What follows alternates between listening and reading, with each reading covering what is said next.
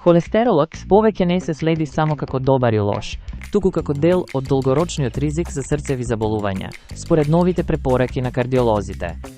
Наместо проценка за 10 години, сега се анализира ризик во период до 30 години, со акцент на рана превенција и контрола уште од детството. Се воведуваат и дополнителни анализи за попрецизна проценка на ризикот, а целните вредности се намалуваат за подобра заштита на срцето. Иако терапијата може да започне и порано, експертите нагласуваат дека здравиот начин на живот останува клучен фактор.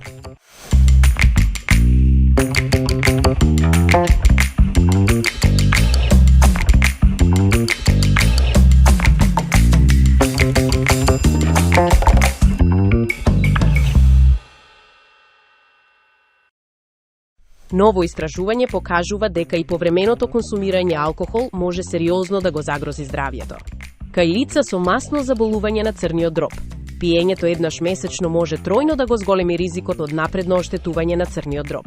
Научниците утврдиле дека начинот на пиење е поважен од вкупната количина, а прекумерното пиење во краток период носи поголем ризик отколку умереното консумирање. Најзагрозени се помладите и мажите, а експертите предупредуваат дека викенд пиењето не е безбедна алтернатива. Иако се потребни дополнителни истражувања, пораката е јасна. Навиките во консумирање алкохол имаат клучно влијание врз здравјето.